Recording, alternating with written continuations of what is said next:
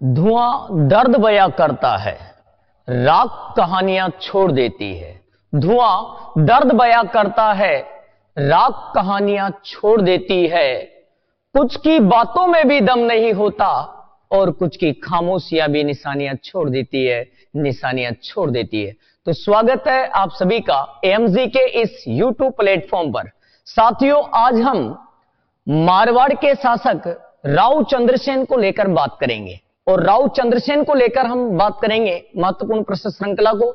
आज का अपना जो पहला प्रश्न होगा इसको लेकर हम चर्चा करते हैं। तो देखिएगा, पहला जो प्रश्न है हमारा, राव चंद्रसेन किसके उत्तराधिकारी थे? तो अगर बात करें किसके उत्तराधिकारी थे तो राइट आंसर निकल कर आएगा सी, ये राव मालदेव के उत्तराधिकारी थे। कहते हैं साथियों कि राव मालदेव ने इन्होंने जीते जी ही अपना उत्तराधिकारी घोषित कर दिया था। तो राव चंद्रसेन की मृत्यु के अगर बात करते हैं, मालदेव की मृत्यु के बाद ये क्या बने? राजा बने। इसलिए किसके उत्तराधिकारी हो जाएंगे? ये राव मालदेव के उत्तराधिकारी हो जाएंगे। अगला प्रश्न, राव चंद्रसेन का शासन काल रहा था, इनके शासन काल को लेकर प्रश्न किया गया है। तो इनका जो शासन काल रहा है ये रहा है 1562 से लेकर 1581 तक इनका शासन काल रहा है। तो चंद्रसेन के शासन काल की बात करें तो 1562 से लेकर 1581 तक इनका शासन काल रहा। अगला प्रश्न है, राव चंद्रसेन की माता का नाम था। इनकी माता के नाम की अगर बात करें तो इनकी माता का नाम क्या था? तो देखिएगा, दिए गए ऑप्शन में राइट आंसर हो जाएगा बी, स्वरूप दे इनकी माता का नाम था। तो राइट आंसर हो जाएगा स्वरूप दे। ये चंद्रसेन की क्या थी भाई? माता थी। अगला प्रश्न है, राव चंद्रसेन, चंद्रसिंह नहीं है, ये राव चंद्रसेन है। राव चंद्रसेन का जन्म हुआ, इनके जन्म को लेकर प्रश्न किया गया है। तो इनका जो जन्म हुआ है वो हुआ है भाई जुलाई 1541 में। जुलाई 1541 में राव चंद्रसेन का क्या हुआ? जन्म हुआ। अवगत करवा देना चाहूं मैं आपको कि अगर हम बात करते हैं डॉक्टर विश्वेश्वर नाथ रेव के अनुसार, यानी कि सीधा लिख दूं मैं, वी एन रेव लिख देता हूं मैं सीधा शॉर्टली, विश्वेश्वर नाथ रेव का शॉर्ट लिख देता हूं वी एन रेव के अनुसार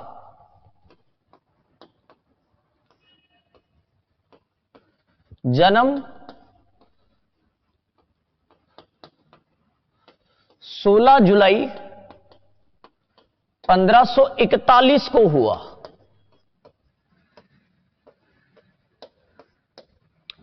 वीएन रेव के अनुसार जन्म 16 जुलाई 1541 को हुआ। ठीक है, अगला प्रश्न हम देखते हैं नेक्स्ट। मारवाड़ का कौन सा शासक स्वतंत्रता प्रेमी था जिसने मुगलों की अधीनता स्वीकार नहीं की? वह शासक जो स्वतंत्रता प्रेमी था और उसने मुगलों की अधीनता स्वीकार नहीं की, तो वह शासक दिए गए ऑप्शन में हो जाएगा ए, राव चंद्रसेन ऐसा शासक था जिसने कभी भी मुगल अधीनता को स्वीकार नहीं किया। अगला प्रश्न, हुआ नहीं होसी, प्रश्न देखिएगा, हुआ नहीं होसी बंका नर बेजोड़, कटक मुगलरा कांपता, रग खालिस्तान राठौड़। उपर्युक्त कथन निम्नलिखित में से किसके लिए उपर्युक्त प्रतीक होता है? यह प्रश्न हमारे से पूछा गया है कि किसके लिए उपयुक्त है ये। हुआ नहीं होसी, बंका नर बेजोड़, कटक मुगलरा कांपता, रग राठौड़। खालिस्तान यहां पर दिया गया है और इस स्थान पर हमें दिखाना है कि कौन सा राइट आंसर हो सकता है जो यहां पर बैठता है। तो हम अगर बात करते हैं तो यहां पर आंसर हो जाएगा राव चंद्रसेन। क्या हो जाएगा साहब? राव चंद्रसेन इसका आंसर हो जाएगा, क्योंकि ये पूरा जो स्टेटमेंट है यहां पर आता है रंग चंद्रा राठौड़, इसलिए यहां पर ये चंद्रा जो शब्द प्रयोग में लिया जाता है यह किसके लिए काम में लिया जाता है भाई? ये काम में लिया जाता है राव चंद्रसेन के लिए। तो यहां पर इसका उत्तर निकल कर आएगा राव चंद्रसेन के लिए। ओके, अगला प्रश्न, पहला राजपूत शासक जिसने अकबर की मरते दम तक अधीनता स्वीकार नहीं की वह शासक जिसने मरते दम तक अकबर के अधीनता स्वीकार नहीं की। ऐसे तो दो राजा थे, महाराणा प्रताप सिंह भी थे और चंद्रसेन भी थे, लेकिन यहां पर पहला पूछा गया है दोनों में से, इसलिए प्रथम राजा हो जाएगा ए राव चंद्र सेन। राइट आंसर निकल कर आएगा राव चंद्र सेन। ऐसे राजा थे, राजस्थान के पहले राजा थे जिन्होंने आजीवन अकबर की अधीनता को स्वीकार नहीं किया। ओके साथियों, आगे देखो, किसे महाराणा प्रताप का पथ प्रदर्शक कहा जाता है? किस शासक को कहा जाता है पथ प्रदर्शक? इसको लेकर बात की गई है। तो हम जानते हैं कि पथ प्रदर्शक कहा जाता है मारवाड़ के राजा राव चंद्र सेन को। राव चंद्र सेन को महाराणा प्रताप का पथ प्रदर्शक कहा जाता है। इसी की अगर हम बात करें तो इसे ही कहा जाता है भाई, इसे ही कहा जाता है मारवाड़ का प्रताप, मारवाड़ का राणा प्रताप, इसे ही कहा जाता है भाई। और कहा किसने था भाई? वीएन रेव ने, विश्वेश्वर नाथ रेव ने कहा था भाई इसे मारवाड़ का राणा प्रताप। इसे ही कहा जाता है भाई महाराणा प्रताप, क्या कहते हैं भाई? महाराणा प्रताप का अग्रगामी। इसे ही कहा जाता है भाई मारवाड़ का भूला बिसरा शासक, मारवाड़ का क्या कहते हैं भाई? भूला बिसरा शासक,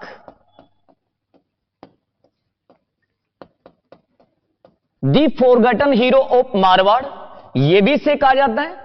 और इसी की अगर बात करें तो इसे मारवाड़ का विस्मृत नायक कहते हैं, दी फॉरगॉटन हीरो ऑफ मारवाड़ के नाम से जाना जाता है। आप कह सकते हैं मारवाड़ का प्रताप कहते हैं, प्रताप का अग्रगामी कहते हैं, प्रताप का पथ प्रदर्शक कहते हैं, मारवाड़ का भूला बिसरा शासक कहते हैं और मारवाड़ का विस्मृत नायक कहते हैं। दी फॉरगॉटन हीरो ऑफ मारवाड़ के नाम से जाना जाता है। ठीक है, अगले प्रश्न को लेकर हम बात करते हैं नेक्स्ट। देखो जी, राव मालदेव के पुत्र उदय सिंह व चंद्रसेन के मध्य 1562 में कौन सा युद्ध हुआ? उदय सिंह भी मालदेव के पुत्र थे और बात करें चंद्रसेन भी इनके पुत्र थे, तो दोनों के मध्य लोहावट के अंदर युद्ध लड़ा गया भाई। तो राइट आंसर निकल कर आता है लोहावट के अंदर युद्ध लड़ा गया, जो वर्तमान में किस जिले में आता है भाई? वर्तमान में फलौदी डिस्ट्रिक्ट में आता है, फलौदी डिस्ट्रिक्ट में। तो फलौदी डिस्ट्रिक्ट में आता है लोहावट, यहां पर यह युद्ध लड़ा गया है भाई। ठीक है, आगे बात करते हैं हम नेक्स्ट। मारवाड़ के किस राजा को, देखो हमने कहा भाई प्रश्न यहां पर आए हैं, मारवाड़ के किस राजा को दी फॉरगॉटन हीरो ऑफ मारवाड़ कहा जाता है? तो यह कहा जाता है भाई, हम जानते हैं राव चंद्रसेन को कहा जाता है। तो राइट आंसर निकल कर आएगा 3 नंबर पर राव चंद्रसेन को कहा जाता है। नेक्स्ट, राव चंद्रसेन को राव मालदेव ने 1543 में कौन सी जागीर दी थी? अब देखो ऐसा कहा जाता है कि 43 में इनके जन्म के बाद में ही इनके भरण पोषण के लिए एक जागीर दे दी गई थी, नियत कर दी गई थी। 41 में जन्म हुआ और 43 में इन्हें भरण पोषण के लिए जागीर दे दी गई। तो वो जो जागीर दी गई है वो कौन सी है भाई? तो वो है बिसलपुर और शिवाना की जागीर। बिसलपुर और शिवाना की जागीर इन्हें क्या की गई भाई? भरण पोषण के लिए प्रारंभ में दी गई। किसकी तरफ से भाई? राव मालदेव की ओर से। ओके, चलो आगे हम बात करते हैं नेक्स्ट अगले प्रश्न को लेकर। 1564 में चंद्रसेन का कौन सा भाई अकबर से सहायता प्राप्त कर उनके विरुद्ध सैन्य अभियान करता है?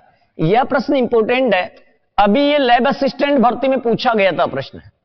तो इस प्रश्न का जो राइट आंसर निकल कर आएगा वो आएगा सी, राम। इनका भाई राम 1564 में अकबर से सहायता लेकर जोधपुर पर आक्रमण करता है, चंद्रसेन जी पर आक्रमण करता है। ठीक है जी, तो राइट आंसर निकल कर आएगा सी, राम। और यह प्रश्न भी विगत प्रयोगशाला सहायक भर्ती लैब असिस्टेंट के अंदर पूछा गया है।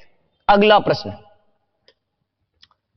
जब राम ने 1564 में अकबर के सेनापति हुसैन कुली खां की सहायता से जोधपुर पर आक्रमण किया तो चंद्रसेन ने कौन सी जागीर देकर समझौता किया, यह हमारे से पूछा गया है। तो हम जानते हैं कि जो जागीर इन्होंने दी थी उसको समझौते के तहत, वो जागीर थी साथियों बी, सोजत। सोजत की जागीर देकर इन्होंने क्या कर लिया था, समझौता कर लिया था। तो राइट आंसर निकल कर आता है बी, सोजत की जागीर। अगला देखो जी, खालिस्तान स्वतंत्रता का प्रथम प्रेरणा स्रोत था जिसका अनुसरण बाद में मेवाड़ के महाराणा प्रताप ने किया। यहां पर हमारे को उपयुक्त कथन जोड़ना है दिए गए शासकों में से कि यहां पर कौन सा शासक आ सकता है। तो हम अगर इस सेंटेंस को कंप्लीट करना चाहें तो हमारा यहां पर जो आंसर निकल कर आता है वह आएगा भाई यहां पर राव चंद्रसेन। तो यहां पर उपयुक्त कथन जो होगा वो राव चंद्रसेन होगा, इसलिए राइट आंसर हो जाएगा राव चंद्रसेन। इसलिए सेंटेंस पूरा होगा, राव चंद्रसेन स्वतंत्रता का प्रथम प्रेरणा स्रोत था जिसका अनुसरण बाद में मेवाड़ के महाराणा प्रताप ने किया। और जिस प्रकार इन्होंने आजीवन अकबर की अधीनता को स्वीकार नहीं किया, उसी प्रकार इन्होंने आजीवन महाराणा प्रताप सिंह ने भी अकबर की अधीनता को स्वीकार नहीं किया। ठीक है, अगले तथ्य को लेकर हम बात करते हैं नेक्स्ट। तो देखिएगा,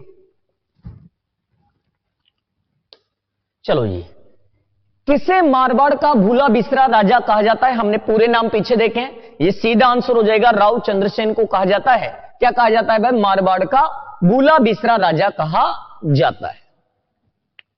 अगला प्रश्न, निम्नलिखित में से कौन चंद्रसेन का सहयोगी नहीं था? कौन सा चंद्रसेन का सहयोगी नहीं था? रावल सुखराज जी, बिल्कुल ये सहयोगी था। देवीदास, ये भी सहयोगी था। सुजा, ये भी सहयोगी था। इसलिए राइट आंसर निकल कर आएगा डी, लोठिया जाट। लोठिया जाट इसका सहयोगी नहीं था साथियों। लोठिया जाट जो सहयोगी था ये किसका था भाई? ये डूंगरजी जवार जी का सहयोगी था।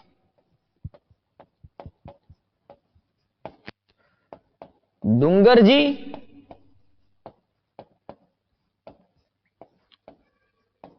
जवाहर जी का सहयोगी था।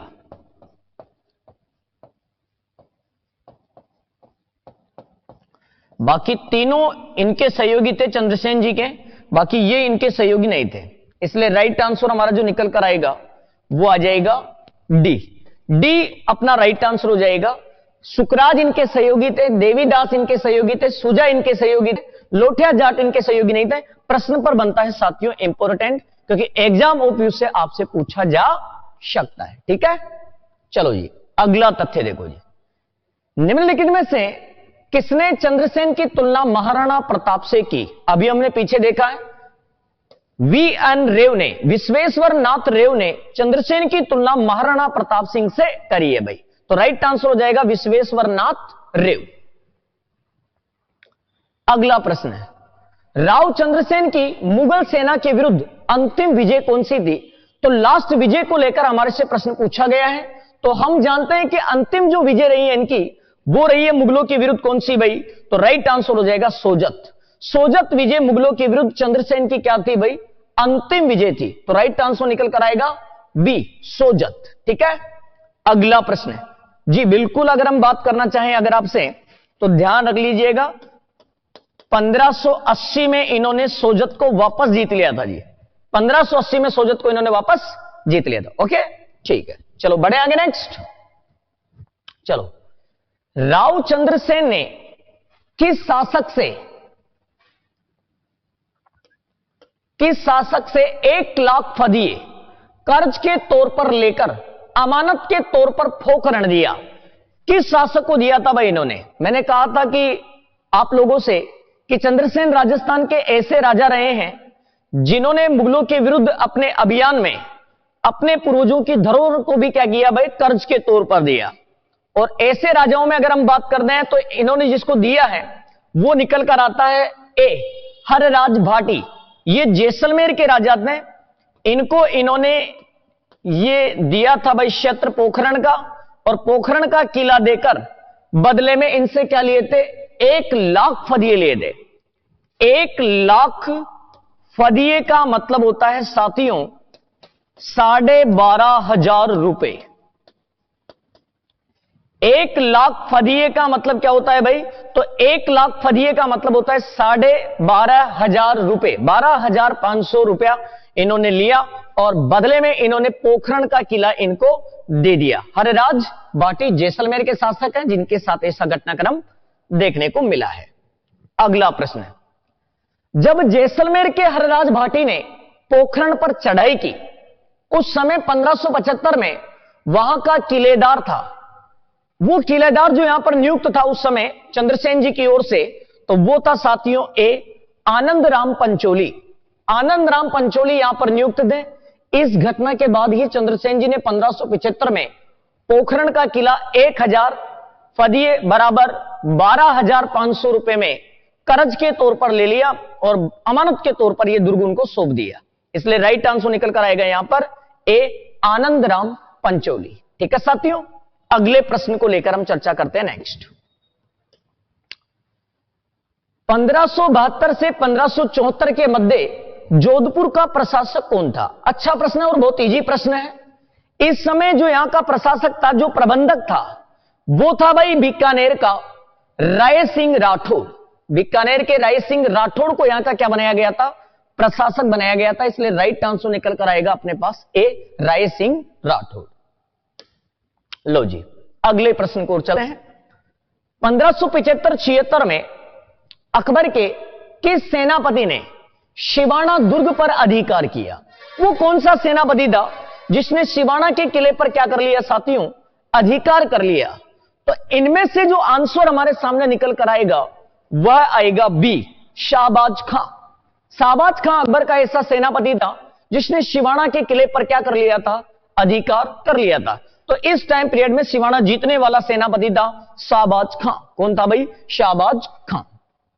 राइट आंसर हो जाएगा शाहबाज खां। ओके, चलो अगले प्रश्न को लेकर चर्चा करते हैं।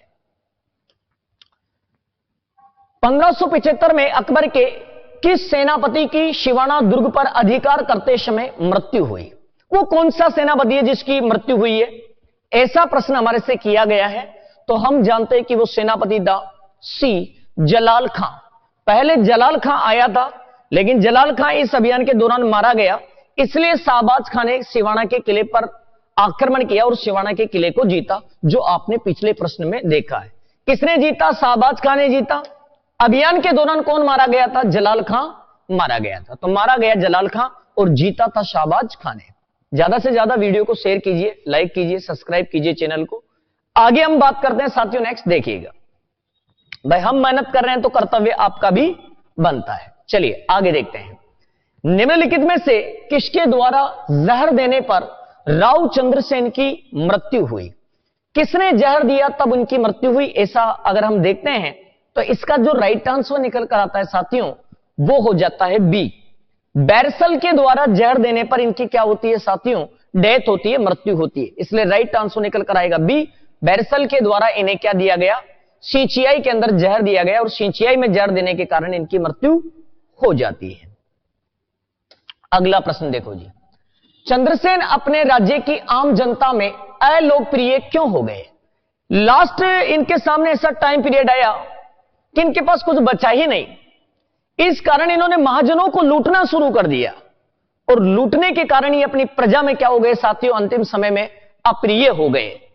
तो ध्यान रखिएगा, इसका रीजन मैंने आपको बताया, महाजन वर्ग से धन की लूट ये कारण थी, जिसके कारण ये प्रजा के अंदर क्या बन चुके थे भाई?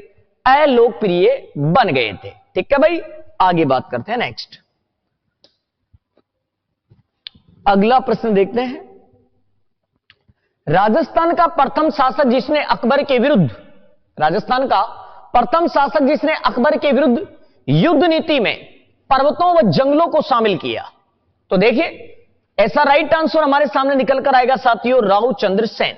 अकबर के विरुद्ध पहली बार ये शासक रहे हैं राजस्थान के राव चंद्रसेन, जिन्होंने अकबर के विरुद्ध युद्ध नीति में पर्वतों और जंगलों को क्या किया भाई? शामिल किया। ठीक है जी, अगले प्रश्न को लेकर हम बात करते हैं नेक्स्ट। ये देखिए, आप चित्र देख पा रहे हैं, ये राव चंद्रसेन है और चंद्रसेन के साइड में आप देख पा रहे हैं ये इनकी रानियां हैं जो इनके साथ सती हुई है। 5 रानियों का यहां पर चित्र बनाया गया है जहां पर इनका स्मारक बनाया गया है। ठीक है साथियों, ये चंद्रसेन जी है और ये इनकी 5 रानियां हैं जो हाथ जोड़कर क्या है साथियों, खड़ी हुई है। ठीक है, चलो जी, राव चंद्रसेन की छतरी कहां पर स्थित है? तो ध्यान रखना, मृत्यु तो सिंचिये में हुई है, लेकिन इनकी जो छतरी बनाई गई है वो बनाई गई है जहां पर इनका दाह संस्कार किया गया था, सारण में। कहां पर भाई? सारण के अंदर बनाई गई है। तो राइट आंसर निकल कर आएगा सारण में। और यहां पर आप देखो, गौर अगर आप कर देख पाते हैं तो यहां पर लिखा हुआ है चंद्रसेन, श्री चंद्रसेन जी, यहां पर लिखा हुआ है स्पष्ट श्री चंद्रसेन जी। चलो जी, आगे प्रश्न को लेकर हम बात करते हैं। तो छतरी है सारण में। ओके, चलो ये देखिए, ये तो है इनकी छतरी, चंद्रसेन जी की क्या है साथियों, ये छतरी है। और इसको लेकर बात करें तो ये वहां पर जो स्मारक बनाया गया है इनका, वहां पर पहले पत्थर पर ही स्मारक बनाया गया था। पहले ऐसे छतरियां वतरियां तो इतनी बनाई नहीं गई थी, बाद में इसका जीर्णोद्धार करा के इससे कंप्लीट करवाया गया है बाद में।